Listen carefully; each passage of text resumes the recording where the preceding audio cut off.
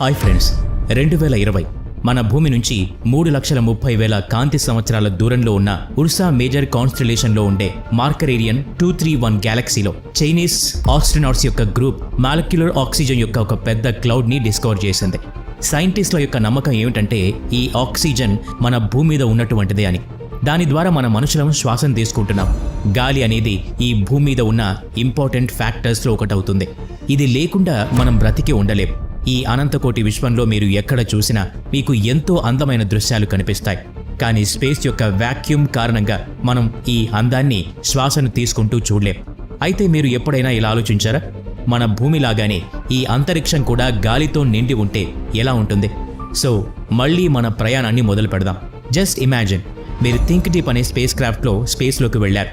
అయితే మీరు space craft నుంచి బయటకు వచ్చి చూస్తే మీరు భూమికి చాలా దూరంగా అంతరిక్షంలో ఒంటరిగా ఉన్నారు. అయితే గాలితో నిండి ఉన్న ఈ అంతరిక్షంలో భూమి మీద లాగానే ఎలాంటి స్పేస్ సూట్ అవసరం లేకుండా మీరు శ్వాసను తీసుకోగలరా? ఇలాంటి కండిషన్స్ మన మనుషులకు అనుకూలంగా ఉంటాయా? దీనివల్ల స్పేస్లో వేరే గ్రహాల మీద జీవం పుట్టే ఛాన్స్ ఉందా? అయితే ఇక్కడ ఇంకో విషయం ఏమిటి అంటే, ఎయిర్తో నిండిన యూనివర్స్ మన భూమిని నాశనం చేయగలదా? నమ్మశక్యంగా లేదు కదా. ఇవాల్టి వీడియోలో ఇలాంటి ప్రశ్నలకు మనం సమాధానాలు తెలుసుకుందాం. ఈ వీడియో చాలా ఇంట్రెస్టింగ్గా ఉండబోతుంది, కాబట్టి ఎక్కడా స్కిప్ చేయకుండా పూర్తిగా చూడండి. మరి ఇంకెందుకు ఆలస్యం, let us start our today's episode. ముందుగా మేము మీకు ఒకటి క్లియర్ చేయాలనుకుంటున్నాం. ఒకవేళ మన మనుషులం స్పేస్ని గాలితో నింపి అక్కడ శ్వాసను తీసుకోవాలి అని అనుకుంటే ఈ గాలి ఎలా ఉంటుంది అంటే సేమ్ మన భూమి మీద ఉన్న గాలి లాగానే.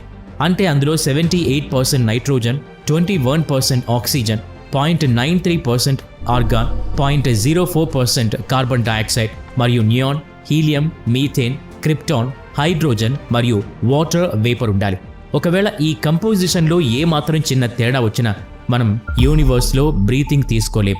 ఒకవేళ ఈ కంపోజిషన్ని మనం మెయింటైన్ చేసినా కూడా అంత సేఫ్గా బ్రీతింగ్ని తీసుకోలేం. ఎందుకంటే ఈ యూనివర్స్లో ప్రతి సెకండ్ ఏదో ఒక చోట ఏదో ఒక నక్షత్రం సూపర్నోవా కారణంగా విస్ఫోటనం చెందుతూ ఉంటుంది. సూర్యుడి నుంచి వస్తున్న సోలార్ వేవ్స్ మన పక్క నుంచి వెళ్తూ ఉంటాయి.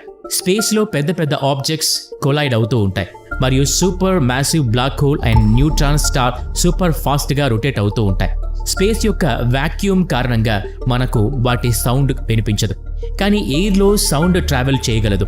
ఎయిర్తో నిండి ఉన్న యూనివర్స్లో ఈ సౌండ్ మన వరకు ట్రావెల్ చేయగలదు.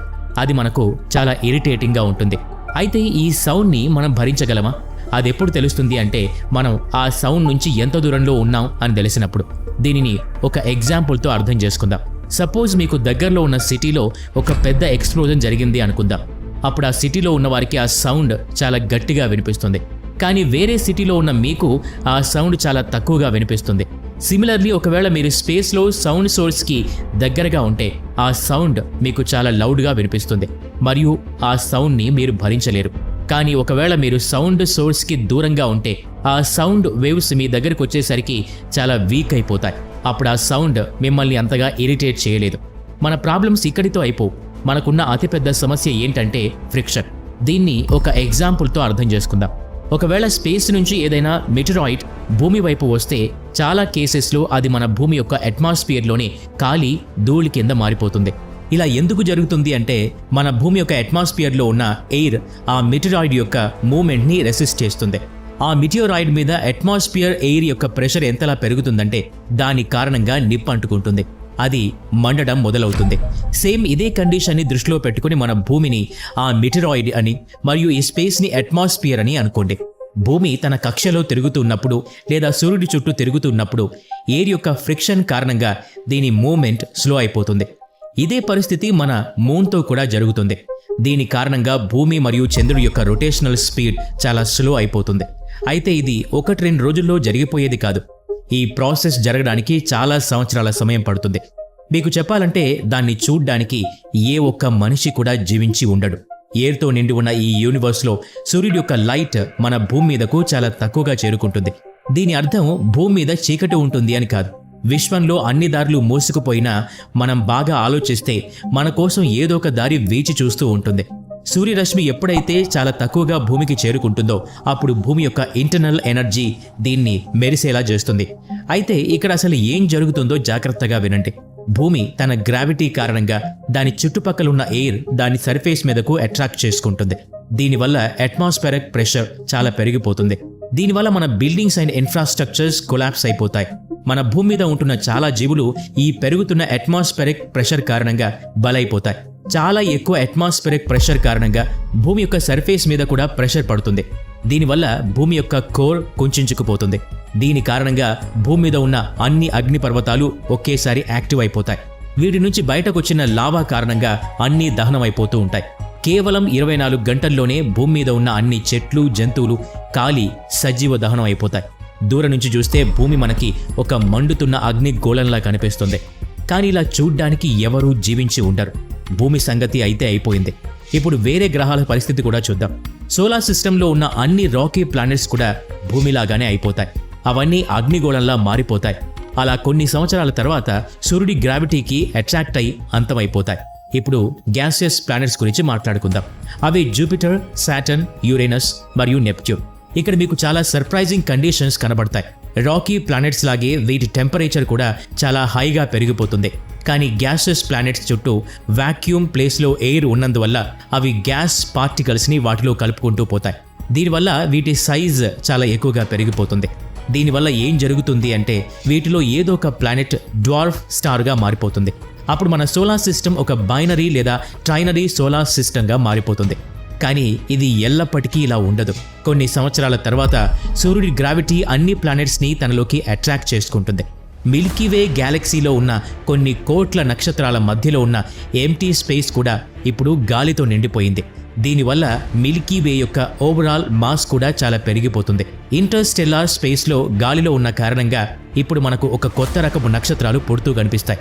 ఎందుకంటే ఇప్పటి వరకు మనం చూసిన నక్షత్రాలన్నీ కూడా హైడ్రోజన్ మరియు హీలియంతో తయారయ్యాయి. కానీ ఇప్పుడు పుడుతున్న నక్షత్రాలన్నీ కూడా నైట్రోజన్ మరియు ఆక్సిజన్తో కలిసి తయారవుతాయి. ఎందుకంటే మనం ఏ గాలిలో అయితే బ్రీతింగ్ తీసుకుంటున్నామో అందులో ఈ రెండు గ్యాసెస్ యొక్క క్వాంటిటీనే చాలా ఎక్కువగా ఉంటుంది. 2016లో బ్రెజిల్ యొక్క సైంటిస్టులు ఎలాంటి స్టార్ని డిస్కవర్ చేశారంటే అది 99.9% ప్యూర్ ఆక్సిజన్తో తయారైంది. ఈ స్టార్ని డాగ్స్ స్టార్ అని పిలుస్తారు. ఒకవేళ మీకు దీనిపైన ఒక డీటెయిల్డ్ వీడియో కావాలంటే కింద కామెంట్ చేసి చెప్పండి. మేము ఖచ్చితంగా దీనిపైన ఒక వీడియో చేస్తాం. ఎయిర్తో నిండి ఉన్న యూనివర్స్లో మనకు ఆక్సిజన్ మరియు నైట్రోజన్తో కలిసి తయారైన స్టార్స్ మనకు బిలియన్ ట్రిలియన్స్లో కనిపిస్తాయి. అయితే సైంటిస్టుల ప్రకారం చూస్తే ఈ స్టార్స్ చాలా తక్కువ సమయం వరకే సర్వైవ్ అవ్వగలవు. ఇప్పుడు అసలు ప్రశ్న దగ్గరికి వద్దాం. ఇలాంటి ఎయిర్తో నిండి ఉన్న యూనివర్స్ నిజంగానే పాసిబుల్ అవుతుందా? ఒకవేళ పాసిబుల్ అయితే ఇది చాలా కాలం వరకు స్టేబుల్గా ఉండగలదా? దీనికి డైరెక్ట్ ఆన్సర్ ఏంటంటే నో. ఎయిర్తో నిండి ఉన్న యూనివర్స్ స్టేబుల్గా ఉండలేదు. ఒక ఎస్టిమేషన్ ప్రకారం ఒకవేళ మనం యూనివర్స్లో మొత్తం ఖాళీ ప్రదేశాన్ని గాలితో నింపితే ఈ యూనివర్స్ యొక్క ఓవరాల్ మాస్ 1/6 పెరిగిపోతుంది. యూనివర్స్ యొక్క మాస్ పెరిగిపోయిన కారణంగా దీని ఎక్స్పాన్షన్ ఆగిపోతుంది. ఇప్పుడు యూనివర్స్లో ఉన్న పెద్ద పెద్ద ఆబ్జెక్ట్స్ వాటి గ్రావిటీ కారణంగా వాటి చుట్టుపక్కల ఉన్న చిన్న చిన్న ఆబ్జెక్ట్స్ని వాటి లోపలికి అట్రాక్ట్ చేసుకుంటాయి. భూమిలాగానే యూనివర్స్లో ఉన్న అన్ని ఆబ్జెక్ట్స్ అగ్నిగోళంలా మారిపోతాయి మరియు యూనివర్స్ యొక్క టెంపరేచర్ చాలా స్పీడ్గా పెరిగిపోతుంది. యూనివర్స్ యొక్క ఎక్స్పాన్షన్ ఆగిపోయి అప్పుడు యూనివర్స్ ష్రింక్ అవడం మొదలవుతుంది. ఒకవైపు టెంపరేచర్ కూడా పెరిగిపోతూ ఉంటుంది. ఇలాంటి కండిషన్లో ఉన్న మన యూనివర్స్ సూపర్ హాట్ ఫ్లూయిడ్తో నిండిపోతుంది. దాని డెన్సిటీ చాలా ఎక్కువగా ఉంటుంది. చూస్తూ ఉండగానే ఈ పూర్తి యూనివర్స్ ఒక సింగులారిటీ కింద కన్వర్ట్ అయిపోతుంది. అంటే యూనివర్స్ మళ్ళీ ఒకసారి బిగ్ బ్యాంగ్ సమయంలో ఉన్న ఒక సూపర్ డెన్స్ పాయింట్ కింద కన్వర్ట్ అయిపోతుంది. ఇట్ మీన్స్ ఈ యూనివర్స్ అంతం అయిపోతుంది. ఒక్కసారి ఆలోచించండి. ఏ గాలైతే భూమి మీద మనం బ్రతికి ఉండడానికి కారణమైందో అదే గాలి యూనివర్స్ని అంతం చేయగలదు. ఈ యూనివర్స్లో మనం చూస్తున్న ప్రతి ఆబ్జెక్ట్కి యూనివర్స్లో ఇంపార్టెన్స్ ఉంటుంది. అవి లేకపోతే ఈ యూనివర్స్ యొక్క బ్యాలెన్స్ తప్పిపోతుంది. ఇక్కడ ప్రతిదీ చాలా జాగ్రత్తగా క్రియేట్ చేయబడ్డాయి. మనం ఎప్పటికీ ఈ క్రియేటర్ యొక్క థింకింగ్ని అర్థం చేసుకోలేం. సో ఇది ఇవాల్టి వీడియో. మీకు ఈ వీడియో ఎలా అనిపించిందో కింద కామెంట్ చేసి చెప్పండి. మీకు వీడియో నచ్చితే లైక్ చేయండి, షేర్ చేయండి. మీరు ఇప్పటి వరకు మన ఛానల్ని సబ్స్క్రైబ్ చేయకుంటే ఇప్పుడే సబ్స్క్రైబ్ చేసుకుని పక్కనే ఉన్న బెల్ ఐకాన్ని యాక్టివేట్ చేసుకోండి. నెక్స్ట్ వీడియోలో మళ్ళీ కలుద్దాం. Thanks for watching.